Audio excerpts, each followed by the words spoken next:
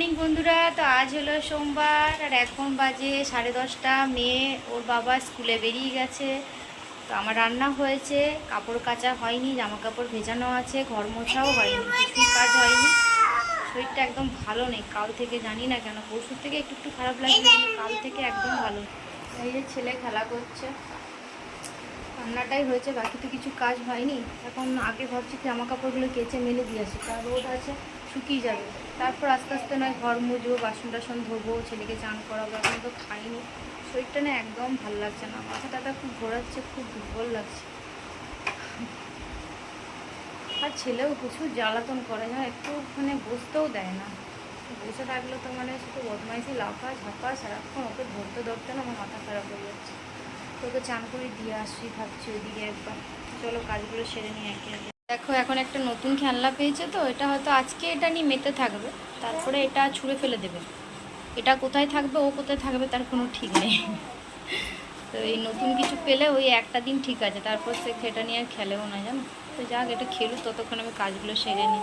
এখন বাজে 12টা, আমার চান হয়েছে, ছাদে গেছিলাম, খুব ভালো রোদ দিয়েছে আজকে। এই রোদ হলো জামা কাপড় রোদে দেওয়ার। কিন্তু না, শরীর ভালো নেই। আর দোতলার ওপরে অত জামা কাপড় তুলবো, ভাবছিলাম দেবো, আলমারির যত জামা কাপড় মানে শাড়ি আছে আর কি। তো ভাবছি আবার রোদে দেবো, তারপর যদি বৃষ্টি আসে আমি তো মানে দোতলার উপরে উঠতে উঠতেই আমার সব ভিজে যাবে, আরও কাজ বেড়ে যাবে। থাক বাবা, যা আছে। নিচে তো জায়গা নেই তেমন, না রোদ পাই না, নিচে তো সেরকম রোদ আসে না উঠোনে, যে দেবো তার তো উপায় নেই। তো আজকে না সমস্ত কাজ খুব আস্তে আস্তে করলাম। অন্যদিন যেমন কি চটপট চটপট করে করি, কালকে তবুও একটু ঠিক ছিলাম, পরশুদিন শরীরটা আবার বেশি খারাপ ছিল। আজ আবার সেই দিনের মতনই লাগছে, ভালো লাগছে না। মনে হচ্ছে একটু শুয়ে পড়ি, একটু ঘুমিয়ে যাই। কিন্তু ছেলে যতক্ষণ না ঘুমাবে, ঘুমাবার উপায় নেই। আর কি ঘুমাবো বলো, আমি যদি ছেলে ঘুমার পরে ঘুমোই, তারপরে মেয়ে আসবে তখনই। আর এমনিতে আমার খেতেই বসতে বসতে 3টে, তারপর খেতে টেতে ধুতে ধুতে 3:30। তখন মেয়ে কি ঠান্ডা লাগছে, দেখো কত ঠান্ডা লাগছে ওর, ঢাকা নিয়ে নিচে। রাগ করেছে তাই ঠান্ডা লাগছে না। তুমি রাগ করেছো কার উপর, মিমির উপর না আমার উপরে? কার উপরে রাগ করেছো দুষ্টু? কার উপরে রাগ করেছো? গরমে ঢাকা নেয় না। এ পাগল, গরমে ঢাকা নেয় না, গরমে ঢাকা নেয় না, গরমে ঢাকা নেয় না। দেখো এখন বাজে 3:10 কাছাকাছি। আমার এই খাওয়া হলো, বাসন টাসন ধুলাম। তো ছেলে ঘুমিয়ে গেছে, ও আজকে খেলো সাদা ভাত আর ডিমের সাদা অংশ। কি বলবো, সাদা বাবা তাই বলছে, তুই কি সব সাদা সাদা খাবি, রুটি সাদা খাবি, মানে শুধু রুটি খাবি? কি বলবো বলো, পোস্ত দিয়ে ভাত দুবার নিল মুখে, তখন না, কোনো মতেই নেবে না। মানে এখন এমন জেদ হয়ে গেছে, ও যেটা একবার না বলবে তুমি কোনো মতেই তাকে সেটা হ্যাঁ করাতে পারবে না। তো জামা কাপড়গুলো দেখো আমি কখন ছাদের থেকে তুলে নিয়ে এসেছি, ছেলেকে মায়ের কাছে রেখে তখনই একবার এসে তুলে নিয়েছি, কারণ খুব ভালো রোদ দিয়েছিল, আমি তুলে নিই কাপড়গুলো। কিন্তু কাপড়গুলো ভাঁজ করা হয় না, কয়েকটা কাপড় আছে, এরকম আমার হয় না জানো তো। আমি কাপড় এনে সঙ্গে সঙ্গে আগে ভাঁজ করে জায়গা মতো রাখি, তারপর অন্য কাজ করি। কিন্তু আজ বলছি না, আমি কয়েকদিন থেকে শরীরটা একদম ভালো লাগছে না, কিছু করতে কোনো এনার্জিই পাচ্ছি না। মানে সে করতে হয় কি করবো, এইভাবেই করছি আর কি, একদম ভালো লাগছে না। তো একটু কাপড় জামাগুলো ভাঁজ করি, তারপর একটু বসবো, তখন গিয়ে মেয়ে চলে আসবে। মেয়ের আবার আজকে গানের ম্যাডাম আসবেন 5টার দিকে। তো ছেলেকে তার মধ্যে উঠিয়ে দিতে হবে, কারণ বড় ঘরেই গান করে মেয়ে। আগের দিন ছোটো ঘরে করেছিল, কারণ 4টের সময় ম্যাডাম এসেছিলেন, তখনই ছেলে ঘুমিয়েছিল, একটু আগে উঠাতে পারিনি। কিন্তু ছোটো ঘরে করলে না মেয়ের আর ম্যাডামের অসুবিধা হয়। খাটটা ছোটো, তো ঘরটা ছোটো বলে খাটটাও ছোট রাখা হয়েছে। এবার খাটের মধ্যে মেয়ের কাছে হারমোনিয়াম থাকে, তো সেটা ঘুরিয়ে ম্যাডাম আবার গান করতে মানে নিতে পারেন না। আর বড় ঘরে হলে কি, খাটের মধ্যে ম্যাডাম মেয়ে দুজনে বসতে পারে, আর ছোটো ঘরটায় ম্যাডামকে চেয়ারে দিতে হয়। তো বড় ঘরটাতে দেবো, দেখি উঠিয়ে দেবো তখন। আর তবলা স্যার শুক্রবার দিন আসে, আজকে ম্যাডাম আসেন প্রতি সোমবার।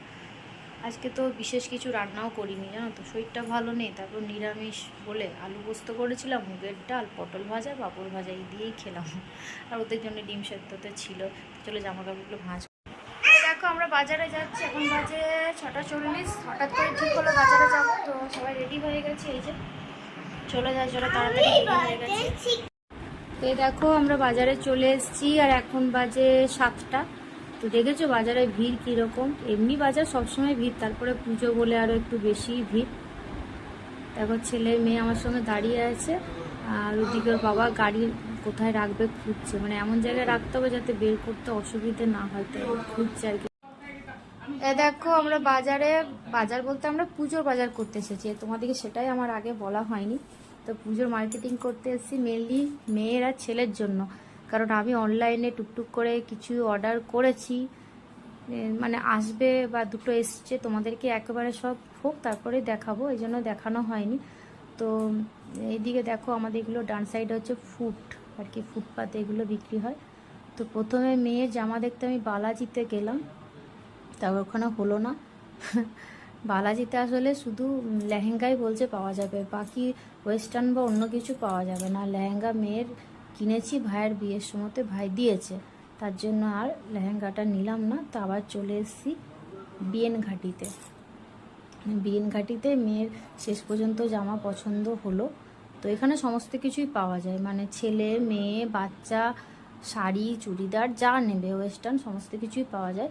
তো আমি তো শাড়ি যখনই নিই বিএনঘাটি ছাড়া অন্য কোথাও আমি নিই না আর কি, ভালো শাড়ি নেব মানে বিএনঘাটিতেই যাব। তো মেয়ের অনেক জামা দেখলাম জানো তো, অনেক, মানে লাস্টে যদি এই জামাটা যেটা নিয়েছি সেটা যদি না হতো হয়তো আমাদেরকে বেরিয়ে আসতে হতো, কারণ যেটা পছন্দ হচ্ছে ও সাইজে হচ্ছে না, সাইজে হচ্ছে তো ঠিক পছন্দসই হচ্ছে না, এই রকম হচ্ছিলো। আর ছেলেকে রাখা যাচ্ছিল না, কারণ ওই দোকানের ওইখান থেকেই তোমার একটা সিঁড়ি ছিল, ওই ধরে রেখেছিলাম। তারপর আমরা চলে এসেছিলাম সিলেদার্সে মেয়ের জুতো আর ছেলের জুতো কিনতে।